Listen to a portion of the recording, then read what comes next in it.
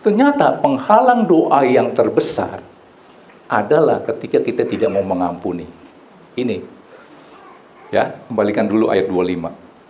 Ternyata melepaskan pengampunan adalah jalan pintas untuk menerima berkat Allah.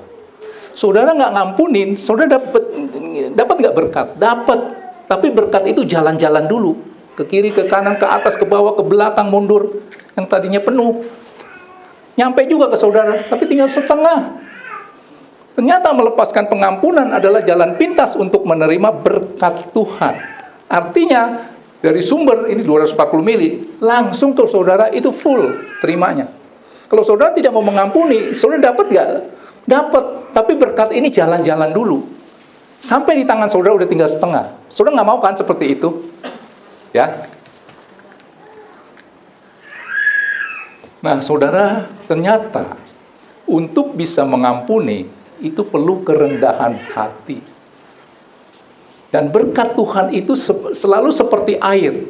Dan air akan berusaha mencari dataran rendah. Tangkap ini nih. Itu sifatnya air. Itu sifat berkat Tuhan tuh seperti itu. Saya ada satu ember air. Kalau di rumah saya tuh saya seringkan saya siram. Saya tuang gini. Dia akan lari kan kemana-mana. Dan dia larinya kemana-mana itu tergantung apa? Dataran rendah. Kenapa dia nggak mau lari ke kanan? Karena yang kanan agak tinggi. Mungkin tukangnya bikinnya itunya agak tinggi. Saudara pernah lihat air seperti itu? Saudara tuang nih, satu ember. Dia akan cari dataran rendah. Tangkap ini. Itu berkat Tuhan tuh. Maka saudara kalau tinggi hati susah deh. Ternyata orang yang tidak bisa mengampuni itu adalah orang yang tinggi hati. Kan rugi saudara. Udah dapat poin 1, 2, 3. Keempatnya saudara tidak bisa lakukan. Bodoh. Tangkap ini. Bukan satu hari, kemarin ya, atau tadi ya. Saya nonton di TikTok. Ini bagus juga ya. Kemarin ya. Cerita tentang hipnoterapi. Jadi dia sebagai apa ya. Kayak orang yang menghipnos seseorang untuk mengorek dalamnya itu ada apa. Kok kamu jadi orangnya seperti ini gitu ya, emosian misalnya. Nah, dia bercerita, satu hari ada seorang cerita sama dia sebagai seorang ahli dalam hipnoterapi.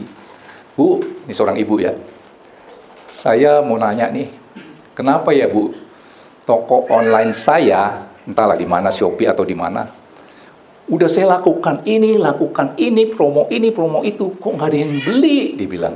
Sepi. Padahal di hari-hari lebaran, ya mungkin dia jualan baju atau apa, saya nggak tahu. Itu biasanya omset akan meningkat, tinggi. Tapi kok ini nggak ada yang beli? Saya bingung, udah melakukan ini, melakukan itu, apa juga udah saya lakukan. Sepi pembeli, nggak ada yang beli. Boleh dikatakan nggak ada yang beli kali satu juga. Terus si ibu yang ahli ini berkata, mau nggak saya hipnoterapi ya? Apa sih penyebabnya? Nah, kalau bahasa ilmu ini disebutnya mental block. Apa yang memblok rezeki kamu? Disebutnya mental blocknya. Kita mau cari nih. Waktu kecil mungkin kamu pernah apa-apa gitu ya. Oke, di hipnoterapi. Nah, waktu di hipnoterapi ternyata si orang ini, pedagang online itu, nangis. Nah, kembali lagi ke, ya mungkin masa lalu atau apa. Ternyata dia benci banget sama mama mertuanya yang begitu jahat. Sampai nangis nih.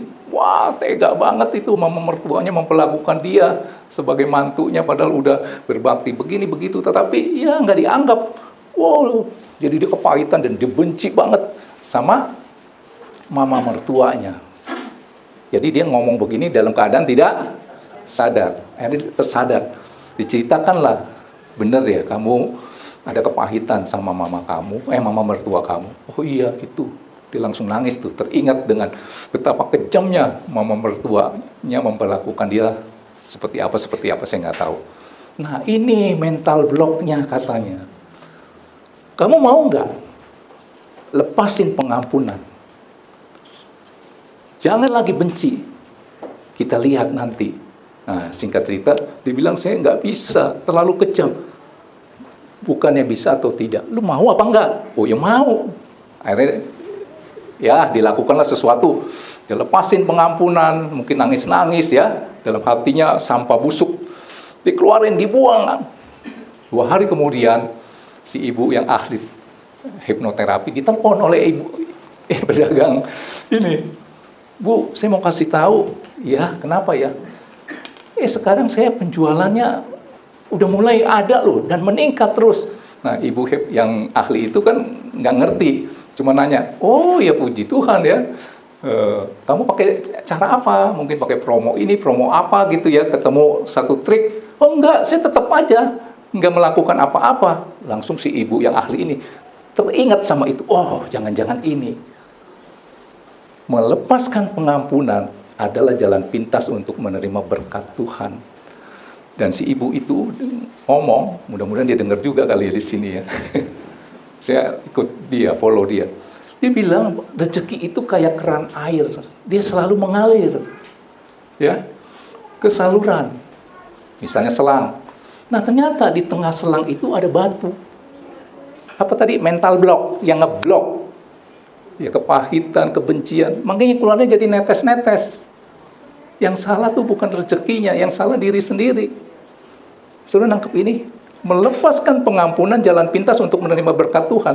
Jadi batu ini kalau dibuang, mengalirnya deras.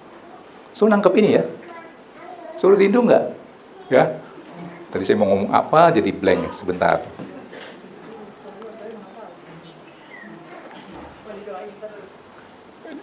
Ya, terus ini keran air ya, ya, dia mengalir nih. Oh ya, enggak, maksud saya begini.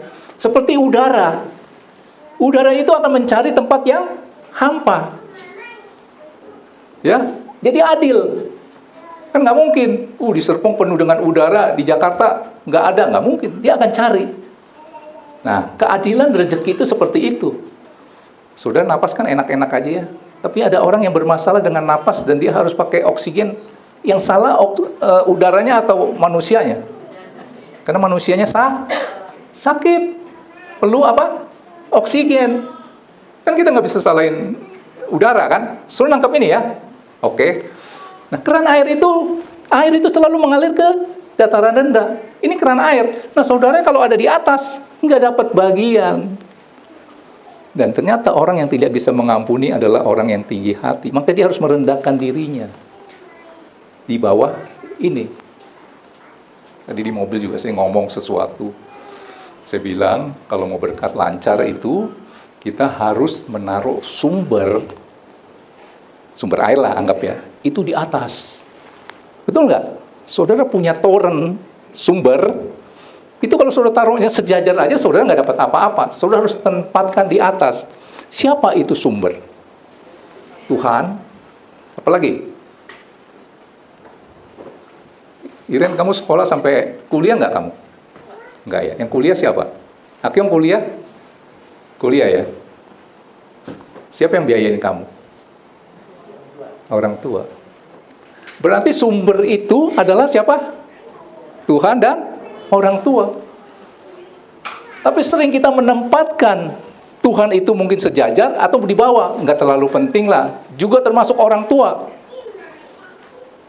Orang tua, dia kan sumber. Dia yang membuat saudara bisa sekolah tinggi, akhirnya jadi direktur. Tapi saudara tempatkan dia di bawah.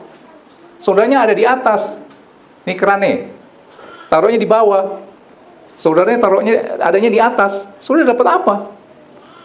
Ini semua saya dapat dari TikTok. Survei di Jepang. Ya, di Jepang. 700 orang diambil sampelnya katanya ya. Orang yang sukses-sukses itu diambil nih sampelnya. Kok bisa? Karena dia memperlakukan orang tuanya sebagai kaisar. Dan ternyata orang yang sengsara-sengsara itu menerantarkan sang sumber, orang tua. Saudara bisa bayangkan kalau orang tua dan Tuhan itu adalah toren, sumber air. Saudara taruhnya di bawah, saudara ada di atas. Lu dapat apa? Dapat apa? Enggak dapat apa-apa. Ada sih kata-kata kecipratan rezeki. Ya, lu dapat apa? Kecipratan itu memang kalau saudara gini, keciprat itu dari bawah ke atas. Paling basah sedikit. Bodoh saudara. Gua dapat nih kecipratan rezeki. Uang dengar, ya dapat. Gua dapat 100 juta, gua kasih lu 10.000. cipratan. Saudara mau dapat cipratan apa curahan, guyuran? Kalau saudara mau dapat curahan, guyuran, saudara harus ada di mana? Jawab. Di bawah. Tangkap? Saudara harus melepaskan pengampunan. Melepaskan pengampunan adalah jalan pintas pemain musik untuk menerima berkat Tuhan. Dan ternyata perlu kerendahan hati untuk bisa melepaskan pengampunan. Hari ini saya mau saudara cek mental block saudara itu apa. Kenapa gua kerja pontang-panting, kok rezekinya segini aja?